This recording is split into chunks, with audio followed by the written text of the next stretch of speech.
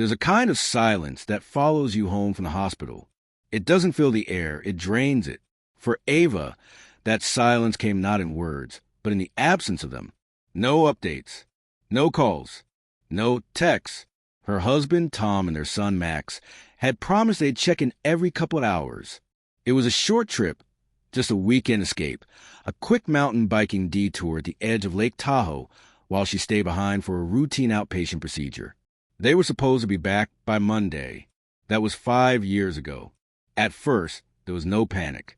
Ava was groggy from anesthesia, lost in the blur of white corridors and beeping monitors. She convinced herself they'd simply lost reception in the mountains. No big deal. It was Tahoe, after all. Pockets of forest where signal bars vanished like breath on glass. She went home, made soup, dozed on the couch. She tried to laugh it off. But by evening, when she called 3 times with no answer, something shifted. A tightening in her chest. A whisper she couldn't shake. By midnight, her house felt haunted. Every creak in the floorboards sounded like a step that never arrived. Her son's room was untouched. Bedsheets still rumpled from the morning he left. His favorite hoodie draped across the edge of his desk chair like he'd only stepped out to pee. But Max never came back. The next morning, Ava reported them missing. Authorities treated it like a case of getting lost in the wilderness. A wrong turn. A mechanical failure. Maybe they fell. Maybe they got hurt. It wasn't uncommon in those rugged parts of Tahoe. People misjudged a trail and vanished for days before being rescued. Search and rescue deployed within hours. They found their car quickly, parked neatly at the edge of Three Pines trailhead, facing the overlook. Inside, a half-eaten protein bar, Max's water bottle, and Tom's phone charger. No sign of forced entry. The vehicle wasn't damaged, but what was missing sent a chill down Ava's spine. Tom's GoPro helmet cam and Max's sketchbook. He carried it everywhere. For 5 days, helicopters hovered over the canyon, and bloodhounds combed through pine needle paths. Forest rangers marked maps with grids. Volunteers walked shoulder to shoulder through brush thick enough to swallow a grown man whole. But there were no bike tracks, no broken branches, no gear, no bodies, just nothing. Ava refused to leave the trailhead. She set up camp across the parking lot, sitting in a fold-up chair for hours on end, clutching a photo of Max on his 10th birthday, cake frosting on his nose, his gap-toothed smile wide and proud. She kept Tom's wedding band on a chain around her neck. She swore she could hear them in the trees, sometimes, voices calling faintly at dusk. Reporters came and went. Social media campaigns surged and fizzled. The forest swallowed the story like it did the evidence. Locals whispered that the land was cursed. Old stories resurfaced about hikers vanishing without a trace. Three Pines has always been wrong, one elderly resident told the news. It hides what it wants. For Ava, grief didn't come in waves. It came like fog, creeping, silent, always there. She stopped talking to most people, sold the house, moved into a small rental 2 towns over. And every year, on the weekend they disappeared. She returned to that trailhead. Saturday. Waited. Prayed. Then, 5 years later, everything changed. It started with a couple of climbers. 2 college students scaling the northern face of the cliff adjacent to Three Pines, mapping the area for a geology project. They weren't even supposed to be on that side. It was steep, crumbling, and considered too dangerous. But curiosity has a way of turning detours into discoveries. About 16 feet down a jagged outcrop, they noticed something wedged between a rock face and a dried-up patch of moss. It was a child's mountain bike, and tangled beside it, what appeared to be a shredded piece of red fabric. A hoodie. The same hoodie Max had been wearing the day he disappeared. Authorities rushed to the site. The cliff was unstable. It took 3 days and a full rappel team to recover the items safely. What they found wasn't just a bike and a hoodie. There was more. Hidden behind the rocks was a tightly wrapped waterproof pouch, tied in a knot that only someone panicked and desperate would make. Inside the pouch, 3 things. A small sketchbook filled with frantic drawings of what looked like a figure in the trees. A GoPro SD card. A note, scrawled in Max's handwriting. It read, "Don't let him follow. If you see the tree with no top, turn back. We thought it was a game. What did that mean? Who was him? What tree? And why did it take 5 years for this to be found? Just 16 feet from the trail's edge. Nothing about the case made sense. Not to Ava. Not to law enforcement. Not even to the public, who rediscovered the story and gave it a second life online. For Ava, it was validation. A cruel kind of proof that something had happened. That her instincts were right all along. But also opened new wounds and raised terrifying questions. Because what that SD card contained, what Tom recorded during their final ride, would unravel everything. And it wouldn't just change the investigation. It would change how we see that forest forever. A week after the disappearance, the search officially escalated. What had started as a hopeful miscommunication quickly curdled into the worst kind of silence. No new messages. No calls. Not even a ping from the GPS tracker Tom had on his mountain bike. The same tracker Ava insisted he keep active just in case. What disturbed her most wasn't the emptiness. It was a pattern. Or rather, the absence of it. Tom was predictable, a creature of habit. He rode every third Saturday. 8 at 11:45. Texted before and after every ride. His son wasn't just tagging along. Jesse had packed for it himself. He was excited. His toothbrush was missing from the bathroom. The Jurassic Park t-shirt he wore almost religiously when biking with his dad was gone too. But no one saw them leave the cabin that morning. No staff. No neighboring hikers. Not even the woman at the lodge's front desk. A sharp-eyed retiree who boasted about noticing every guest. And that's when it got strange. Search and rescue, but nothing to rescue. Tahoe search and rescue teams flooded the nearby trail systems with drones, dogs, and boots on the ground. Ava watched from a makeshift base camp. Tired, hollowed out, clutching Jesse's helmet like it still held warmth. The first trail sweep came up clean. No bike tracks. No disturbances. Just pine, silence, and the slow crunch of boot soles over frozen mulch. Day 2, a ranger reported something odd. Near Dead Man's Hollow, a section rarely used due to steep terrain, a set of bike tracks veered off trail, sharp, erratic, like someone lost control. But they didn't find a crash site. No broken branches. No tire impressions past a certain point. It was as if the trail just stopped. No one said it aloud, but you could hear it in their silence.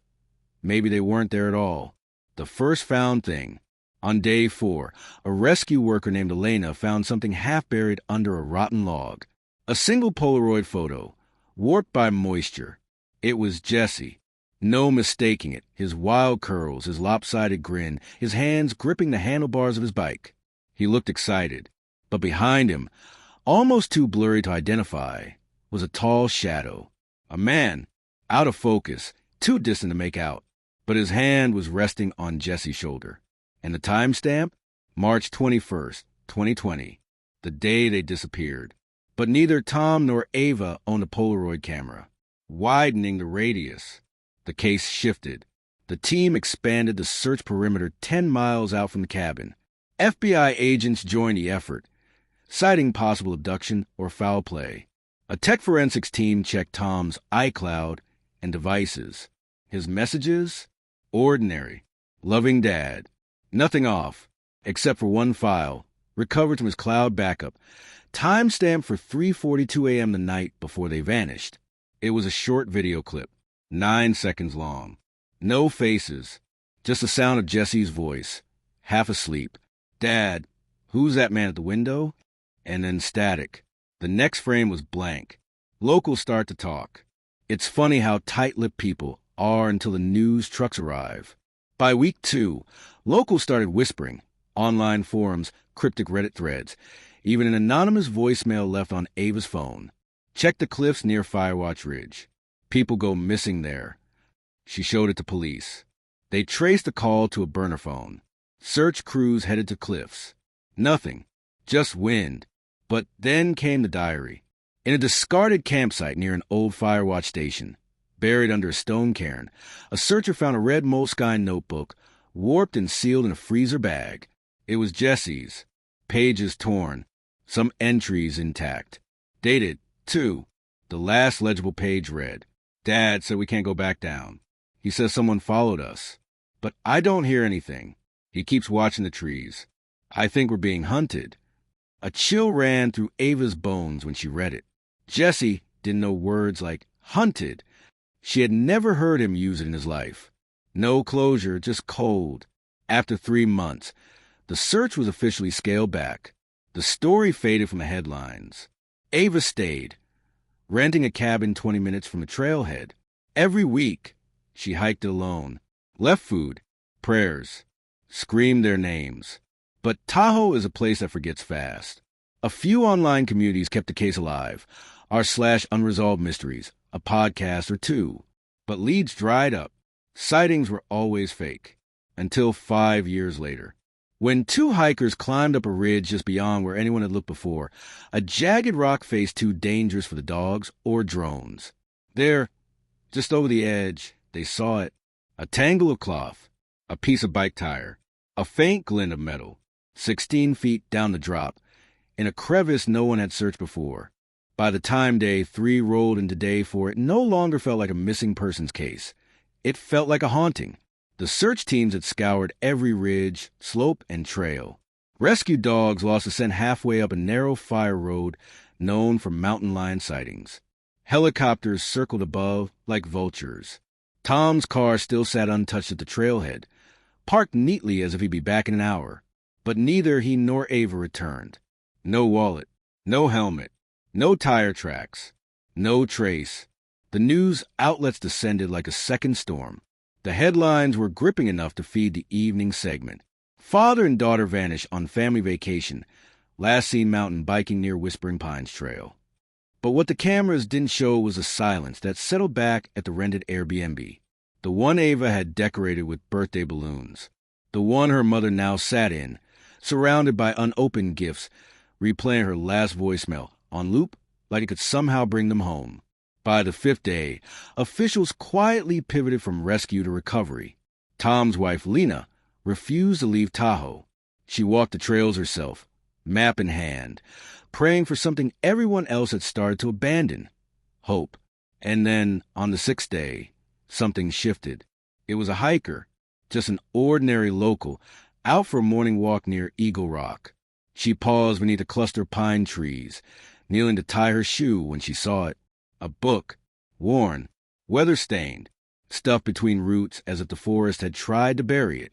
She almost left it there, but something about it, the childish stickers, the hand-drawn stars, the way it was duct-taped along the spine, it fell out of place. She turned it over. On the inside cover, in big bubble letters, it said, "Property of Ava Martin. If found, please return. I'm 9. The authorities confirmed it within hours. It was Ava's diary, and what it contained wasn't what anyone expected. At first, it read like any little girl's travel journal. Day 1. Lake Tahoe is huge. Daddy let me steer the car. I got strawberry pancakes, and I saw a chipmunk. Day 2. Me and Daddy got bikes. I picked purple. He said I looked like a superhero. Day 3. Daddy said we'll go to the lookout tomorrow.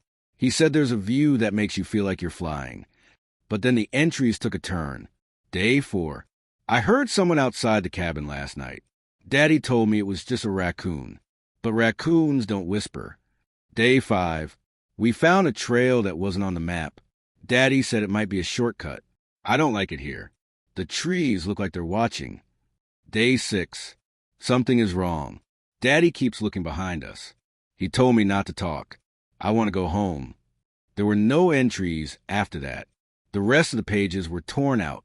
Some had faint outlines of what had been written and later erased. But whoever had touched that diary last didn't want the rest read. The FBI was called in the same day, because this was no longer a nature accident. This was something else. They canvassed the new trail Ava mentioned, but nothing. No signposts. No GPS records. Not even a ranger who could confirm it existed. It was like the forest swallowed it whole. And with no new leads, no fresh evidence, and no bodies, the case began to slide into the cold files drawer until 5 years later, when everything changed. And what changed it wasn't police work. It wasn't a drone or a cadaver dog. It was a YouTube vlogger, a man named Caleb Torres, 27, who posted abandoned exploration videos for a living. His channel had a few thousand followers, nothing major. He mostly explored old hospitals, forgotten cabins, and backcountry trails. But on August 3rd, 5 years the day Ava and Tom disappeared, he uploaded a video titled, "Unmarked Trail at Lake Tahoe. Found something weird near cliff edge." The comments section exploded. People time-stamped strange shadows in the background. Others point out what looked like a bike tire buried in the dirt. But one comment stood out. 214, is that a child backpack? That comment would kick off a digital manhunt more effective than anything the local police had managed. Because at 214 in the video, Caleb pans right. And for exactly 3 seconds, barely visible beneath a downed tree, there's indeed something red, faded, small, and strapped in the corner was a zipper pull shaped like a butterfly. Lena saw it too, and she knew it was Ava's. What came next would unravel everything they thought they knew about what happened that day. Because when authorities traced Caleb's location and went back to the exact spot, they didn't just find the backpack. They found a trail, one still not listed on any modern maps. And what it led to was a 16-foot cliff, with something waiting at the bottom. There are places in this world where the wind doesn't just move, it murmurs. Where the stillness isn't quiet, it's listening. The woods around Lake Tahoe had taken in thousands of steps that week, boots from search and rescue teams, police dogs, helicopters overhead. But they hadn't given a single thing back. Not Tom, not Ava, not a single piece of evidence. And by the 10th day, locals were whispering what law enforcement refused to say out loud. They were never meant to be found. Deputy Corwin, a 15-year veteran of Placer County Search and Rescue, had seen dozens of missing persons cases in these mountains. He'd found teenagers who ran away, hikers who got lost, and once, a man who faked his own disappearance to escape bankruptcy. But something about this case gnawed at him. This wasn't a detour, he told a fellow ranger. It was a removal. Tom and Ava had left behind no scent trail. Dogs picked up nothing. No tire tracks, no dropped snack wrappers, no blood, no skid marks. Just the empty echo of a man and child swallowed whole. Ava's mother, Rebecca, had stopped eating by day 7. She sat in their home with every light on, just waiting for headlights in the driveway that never came. And then the journal surfaced. A week after the official search was suspended, a jogger running the Wilderness Ridge Trail, a nearly inaccessible path reserved for extreme backcountry athletes, found something strange caught between a split rock, a page, torn and water damaged, faded blue ink. The page was turned over to authorities. Forensics tested the handwriting. It was confirmed to be Tom's. The page read, "Day 2, Ava's shoes are soaked. The trail thinned out. I can't find the markers. We went off course. GPS is fried. I keep hearing something behind us. It's probably just an animal. Ava hasn't spoken since noon." It had no date, no location, no follow-up, just one piece of a journal, as if someone had ripped out and planted it where it would be found. Speculation exploded online. Reddit threads, amateur investigators dissecting satellite images, Twitter theories claiming the page was a hoax. Others said it was a message, a breadcrumb. Then someone pointed out that Wilderness Ridge wasn't anywhere near Tom's last known location. It was 11 miles away, across uneven elevation and a ravine known as Dead Man's Cut, a name given after a hiker had fallen and disappeared in 1989. His body never recovered. So how did Tom's journal page get there? And if he made it that far, where was Ava? Rebecca clung to that page like it was her daughter's heartbeat. She stopped trusting police, stopped answering reporters.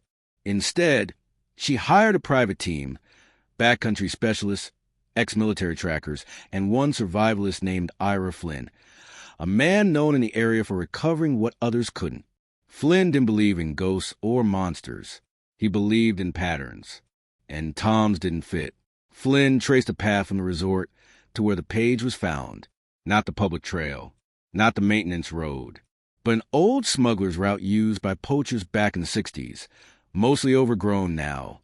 If someone wanted to disappear, he said, "This is the way." But disappear or be taken. The only clue that followed was a broken piece of gear, a bike pedal, bent and muddy, lodged in the roots of a tree 30 feet down a slope. Ava's bike had a matching model, but no frame, no tire, just that one pedal. Flynn found it odd. Bikes don't vanish. They crash, and crashes leave more than a whisper. That night, Flynn camped near the area alone. His thermal camera caught movement, something large. At 3:07 a.m., his tent shook. Not an animal.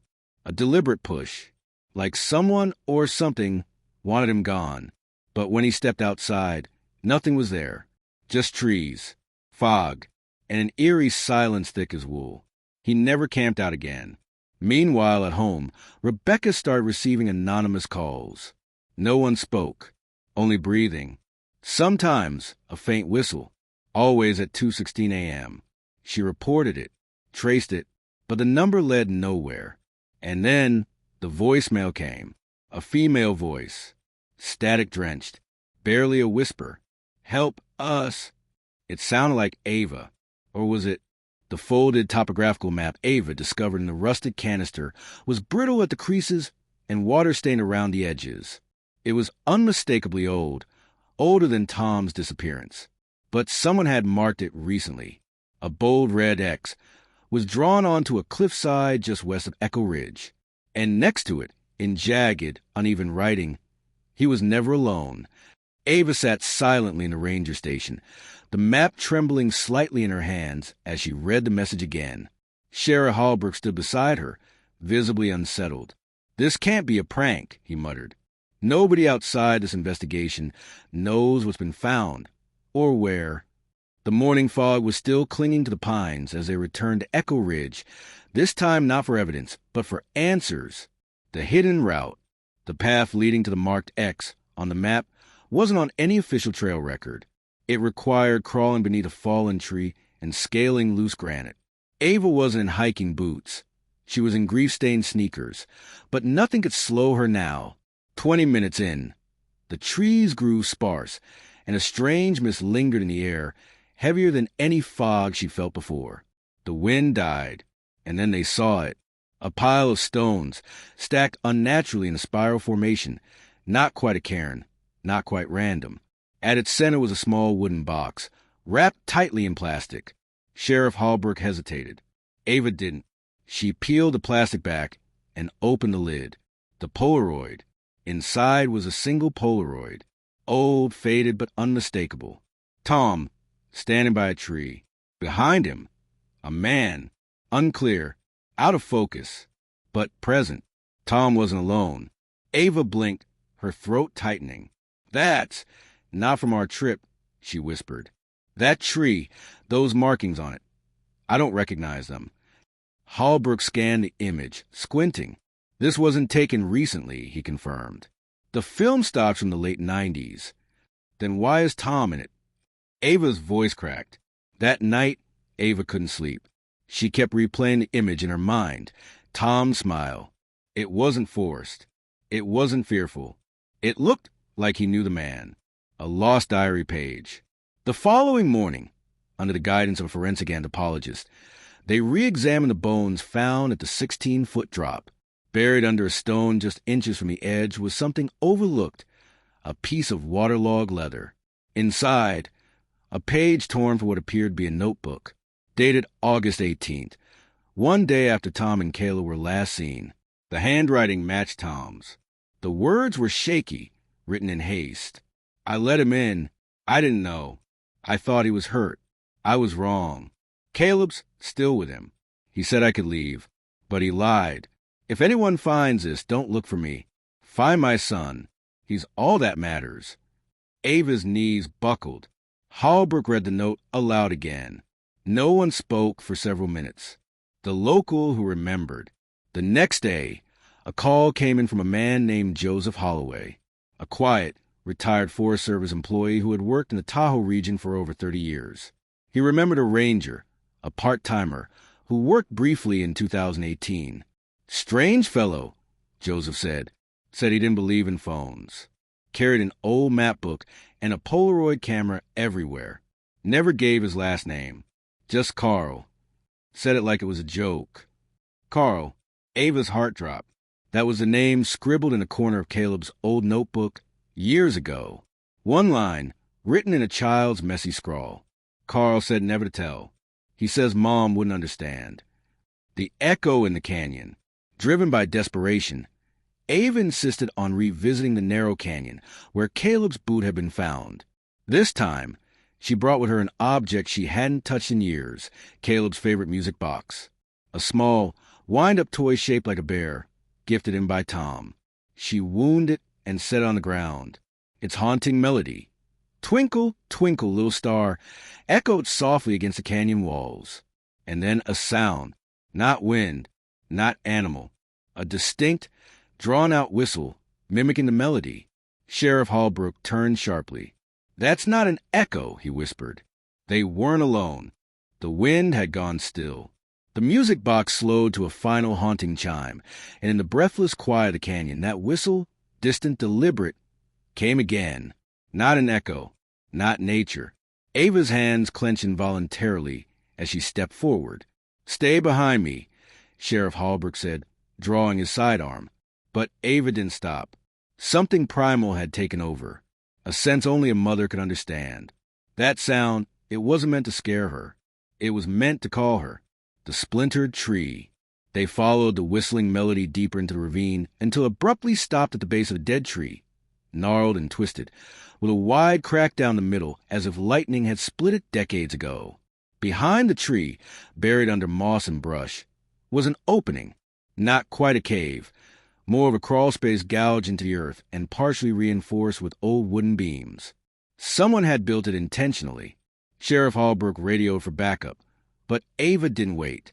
She dropped to her knees, grabbed a flashlight, and crawled inside. The air was damp, musty, rotting earth mixed with something older, decay and dust. The walls were covered in etchings, not words, symbols, spirals, hands, circles within circles.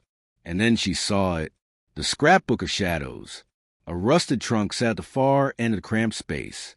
She opened it slowly, afraid it might be booby-trapped.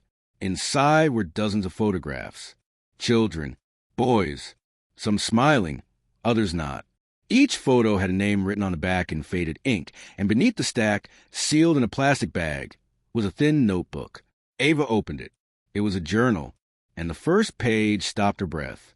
1996. I saw the boy again today. He's perfect, quiet, alone. I followed him down the ridge. Next time, I'll be ready. The Journal of a Hunter.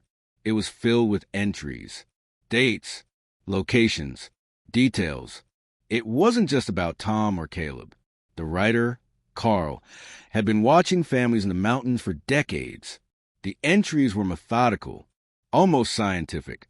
2002, left trail markers. Mother noticed. Removed them. 2008, new tents on Ridge West. Boy is around age 9. Will monitor. 2015, the boy cried. I gave him the bear back. He smiled. The bear. Ava felt her stomach drop. Caleb's music box bear. Had he taken it and returned it? Sheriff Holbrook was reading behind her now, horrified. This isn't just one missing persons case, he said. This guy's been stalking hikers, entire families, for years. And then Ava turned to the final page. The entry that changed everything. 2018, the mother comes again. She searches still. She always returns in August. She will keep coming until she understands. Caleb is safe.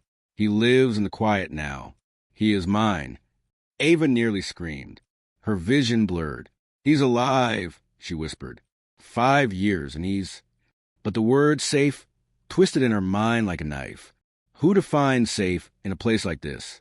Sheriff Holbrook radioed again. We got a predator, he said. Possibly still active. We need dogs. We need heat seekers. We need everything. But Ava, she needed proof. She turned and noticed something the flashlight hadn't caught before. A pair of small shoes, tucked neatly by the wall. Blue Velcro. Caleb's size. The footprint in the dust. She reached for the shoes, her hand trembling, and brushed against the dirt floor. It shifted. A fresh footprint. Small. Human. Recent. Sheriff Hallbrook called out, startled, "Ava!" The sound came again. The whistle. Louder this time. Closer. A shadow moved across the entrance of the crawl space. Not an animal. Not a trick of light. A figure. Tall. Still. Watching. And then it turned and vanished into the woods without a word. Ava burst out of the crawl space, gasping for air. But the forest was quiet again. Too quiet.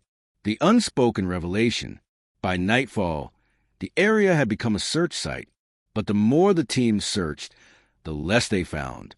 The cavern led nowhere. No trail. No scent. No heat signatures. It was like the figure had evaporated. And Ava? She sat on a rock, holding the little shoes, tears slipping silently down her face. If Caleb was alive, he was still out there, but not free, and not alone. The air around Emerald Lake had changed. The authorities had officially reopened the case, citing new physical evidence. But off the record, it was the unsettling diary entries and the half-burned video drone footage recovered by Ava that pushed them into action. The footage was corrupted, but a few frames were enough to send shivers through seasoned investigators. You could hear Tom's voice, out of breath, whispering into the mic. "Something's following us. I don't think it's human." Then static. Then the frame jerks wildly. Branches snap. A thud. The footage cuts out. Even the technician who salvaged the footage later admitted there was something off in the audio, like a second voice. Breathy. Guttural. Ava sat in her car, parked outside her father's house. She hadn't been back since she left for college. Her dad, now in his 60s, was gone. Hindsight time had folded him inward. He hadn't gone near the mountain in years. But when Ava showed him the drone footage, he didn't flinch, didn't blink. He just said they never left that mountain. The forgotten cabin. The search team reconvened. It was small. 2 sheriff deputies, Ava and a forest ranger named Eli. They mapped the area based on the diary entries and came across something not on any trail map.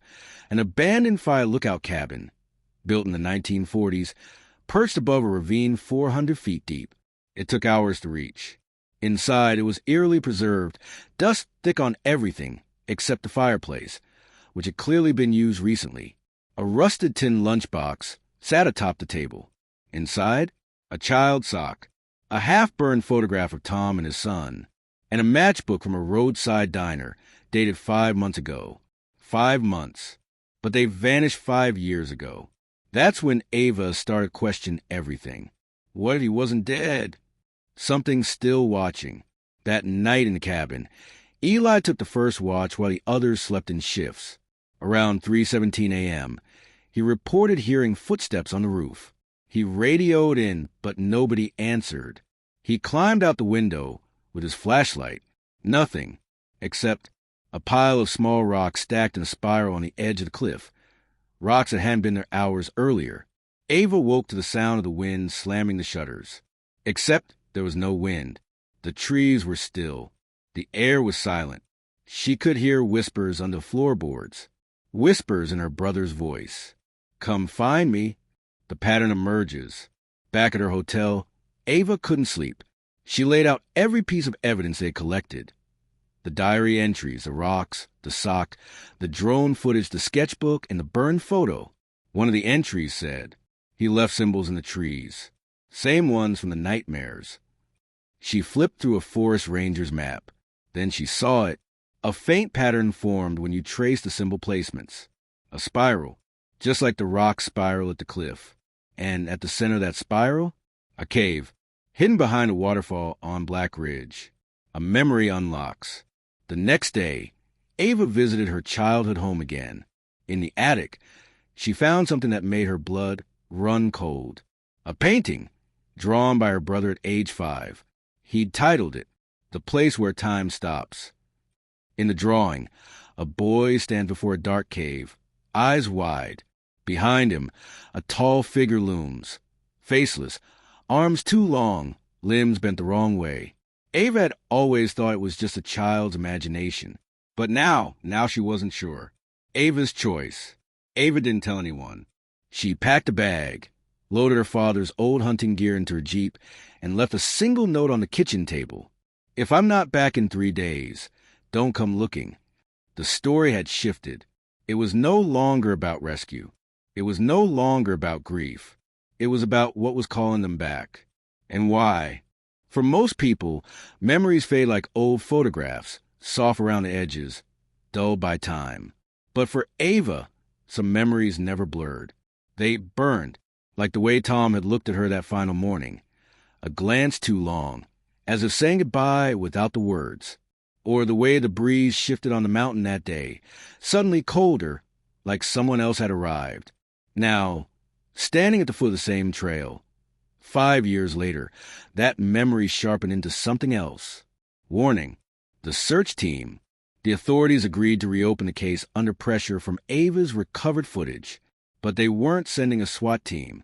They gave her one liaison officer, a quiet man named Deputy Reeves, and a park ranger who knew the mountain better than most, Ranger Eli Costner, a Vietnam vet, scarred in both body and soul. Eli had lost his own nephew on the same slope back in 1994. Disappeared. No trace. No answers. Eli didn't speak much. But when Ava handed him the drone footage, he grunted, pointed to a crack in the mountain ridge on a map, and whispered, "Same damn place." Strangers on the trail. They hiked in silence for most of the day.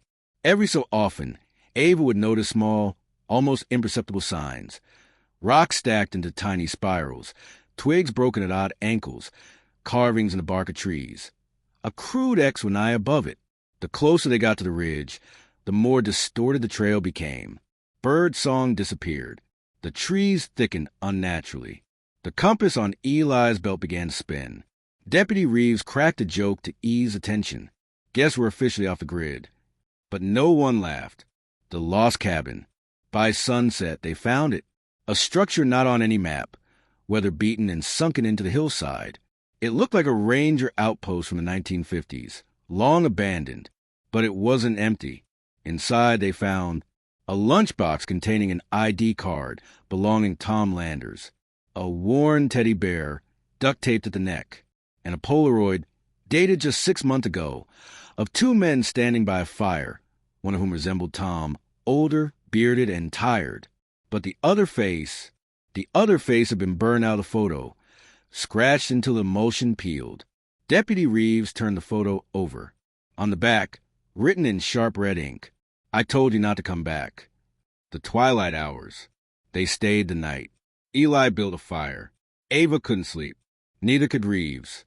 Something about the cabin, the way it creaked even when the wind didn't blow, made them all uneasy. Sometime around 3:04 a.m., Ava heard whispering. She assumed it was the deputy or the ranger, but when she leaned out her bedroll, she saw them both fast asleep. The whispers weren't coming from inside. They were beneath the floorboards. She pressed her ear to the wooden slats. "Go back, go back."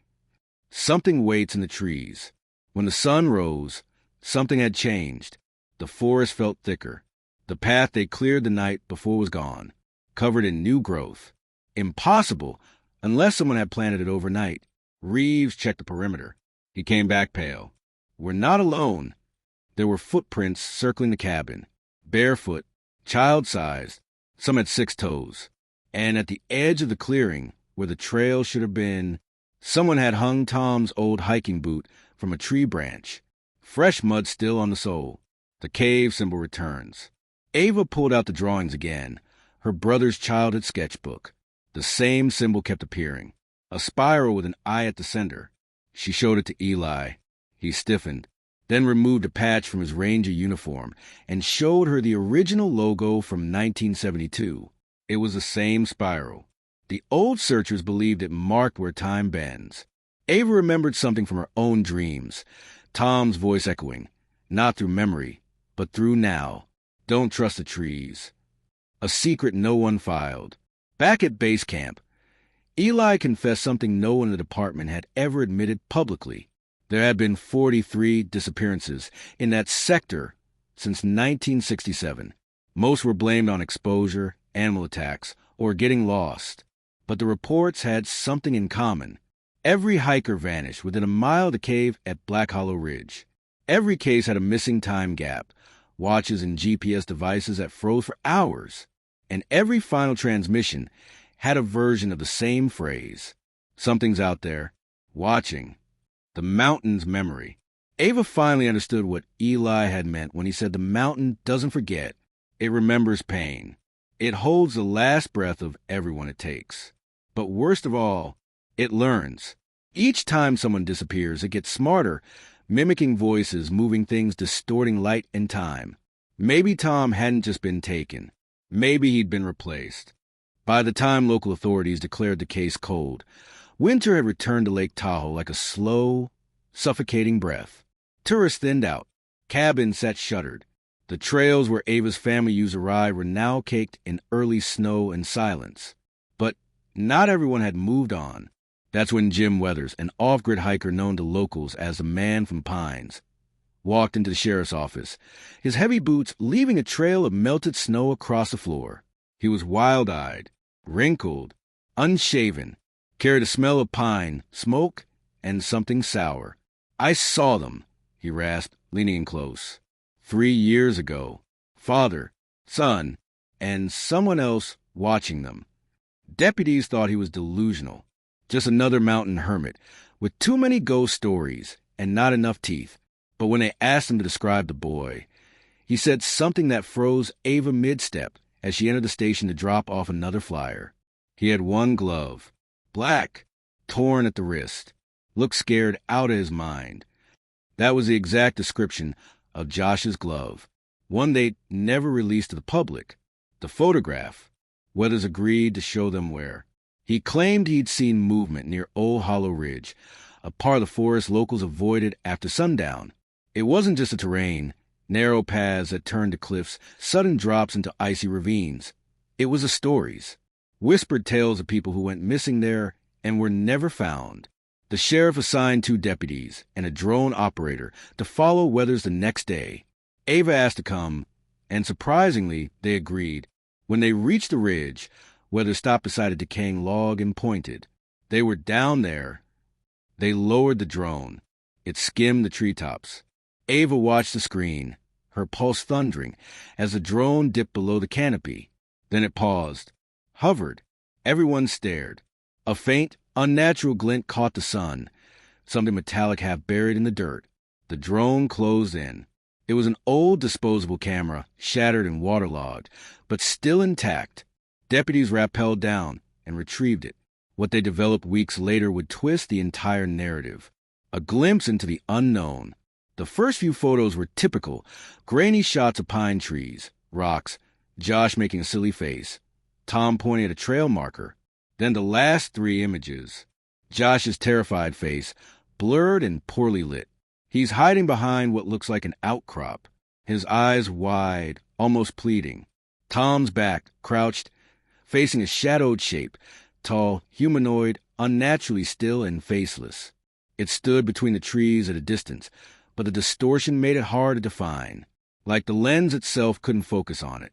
And finally, a close-up, as if someone or something had taken the camera and snapped a photo of their own hand. It was long, pale, unnatural, not quite human. Backlash and denial. Law enforcement dismissed it publicly. Camera was likely tampered with, they told reporters. Photos could be double exposed or degraded. But behind closed doors, Ava knew they were shaken. One deputy, she heard, resigned days later and moved across the country. The drone operator stopped flying entirely. Ava watched her world shrink even further. Fewer people wanted to talk. Fewer still wanted to help. Online forums exploded. Reddit threads speculated about cryptids, human traffickers, or even rogue survivalists living deep in the woods. But a growing number began whispering a different theory, that there was someone still out there, watching, waiting, and they didn't want to be found. The stranger in the trail cam. Weeks later, Ava checked one of the older trail cams she'd forgotten to replace. It was near the old rock pile, where her father's bike had been found. It had captured motion a month earlier. She clicked through the images, heart beating in her throat. Most were nothing. Wind, squirrels, Then one, a man, standing alone, facing the camera at night, just out of flash range. His face was partially hidden, but his clothing looked eerily familiar, like Tom's old hiking jacket from a camping trip 10 years ago. She zoomed in. On his neck hung a child's necklace, a small wooden bear on a string. Josh's. The photo was time-stamped just 4 days before the cliff discovery. Ava hadn't slept since the trail cam photo. Not really. She kept waking to the same image, the man with Josh's necklace, staring to the dark like he knew she'd be watching, like he wanted her to. The authorities said they'd investigate the lead, but weeks passed, and nothing happened. No search teams. No press conferences. Just silence. That's when Ava made a decision that would haunt her for the rest of her life. She was going back into the forest. Alone. Preparation for the impossible. She didn't tell her mother. Didn't tell the police. Only left a note with a single line.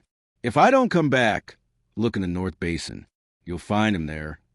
Ava packed her father's old hiking bag, filled it with protein bars, a flashlight, a knife, and the photo of Josh she kept in her wallet since the day he vanished. She borrowed a trail GPS from a ranger friend and started out just before dawn, retracing the trail to Old Hollow Ridge. The forest was quiet that day. Too quiet. She noticed early on that even the birds weren't singing. No rustle of squirrels. Just a kind of blank stillness, as if the entire forest was holding its breath. The cabin. By mid-afternoon, Ava had reached the cliffside where the drone had found the old camera. She scanned the area, remembering Weather's words. They were down there. So she climbed down, and that's when she saw it. A narrow path, half covered in brush and nearly invisible unless you were looking directly at it. She followed it, heart thudding, for nearly 2 hours. Then, just before dusk, she saw it. A cabin, hidden deep in a gully, covered in moss and shadows. It looked ancient, like it hadn't been touched in decades. But there were footprints in the mud outside. Fresh. Someone had been there, or was still there. She stepped onto the porch, her hand shaking as it reached for the doorknob. It wasn't locked. What she found inside. The door creaked open. The air inside was thick, musty with rot and something coppery. Her flashlight beam swept over the walls. They were covered in maps, newspaper clippings, and photos. Hundreds of photos. Some were of hikers, some of families at lookout points, and some were of her. Her walking to school, her at her job, her at Josh's vigil. Her blood ran cold. She reached a table in the corner where several journals lay open. She flipped through them, her breath catching. They were written in erratic scrawl, page after page of obsessive notes about her family, her father's routines, and her brother's habits. One page simply read, "He's mine now. I showed him the woods. He sees the truth." That's when she heard it. A faint creak on the porch. A voice in the dark. Ava switched off her flashlight and crouched in the shadows. The door creaked open again. She could barely see him, just a silhouette, tall, lean, moving slowly as if sniffing the air. Then, in a low, guttural voice, "You always were brave, Ava, just like your father." She froze. She recognized the voice. It belonged to Earl Donovan, a retired ranger who used to work the trails, a man who used to lead nature walks for kids, a man her father once fired after he was caught photographing children without consent. He stepped into the light. His face had changed, gaunt, sunburned, with deep cracks around his mouth, but his eyes were unmistakable. "He didn't scream, you know," Earl whispered. "Your brother. He just cried, quietly, like he understood. The escape." Ava didn't think. She lunged, knocking over the table, sending clippings and candles flying. Earl snarled and grabbed her arm, but she drove her knee into his ribs and bolted through the door. She ran. Hard.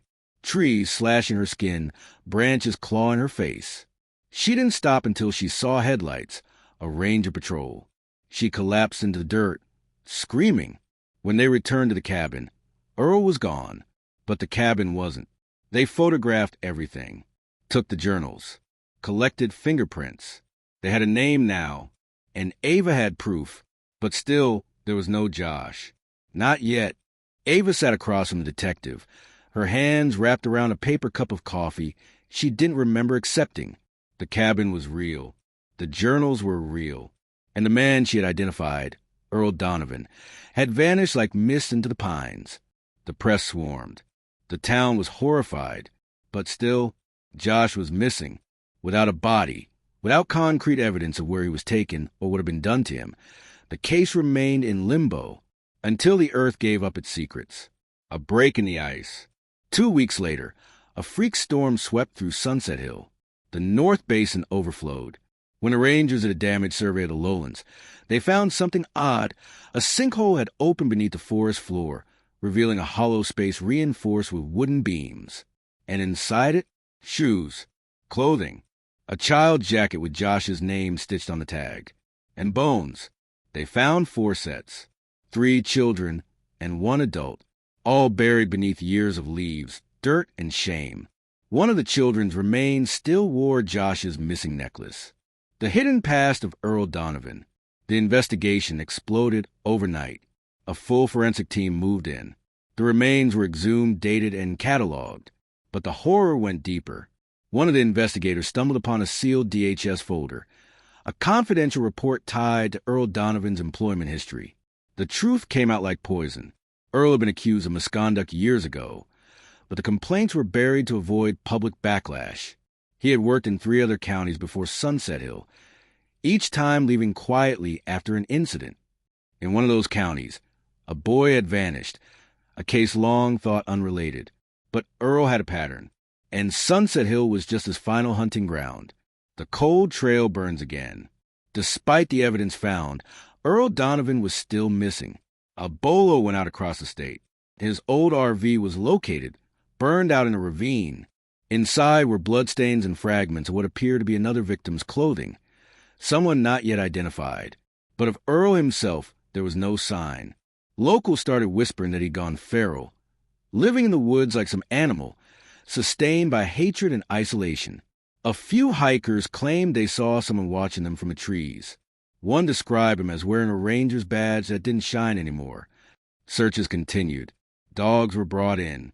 But the man who had stolen so many lives simply disappeared back into the wilderness. Ava's closing words. A year after the discovery, Ava stood at her brother's memorial. Not a gravestone, but a place overlooking the North Basin. The town had built a small wooden bench there, with Josh's name carved into backrest. She spoke at the dedication, her voice trembling. They say justice is something you find in courtrooms. But I think sometimes justice is just knowing the truth. Josh didn't run away. He didn't forget us. He was taken, and now he can finally rest. The crowd stood in silence. A soft wind blew through the trees. The final image, that night, as the sun sank behind Sunset Hill, a trail cam picked up one last, grainy image. A man standing at the edge of the woods, face in shadow, watching the basin. He didn't move, didn't wave. He just stood until the fog swallowed him whole. Authorities never confirmed if it was Earl Donovan, but Ava knew. She always knew, and she never returned to the woods again.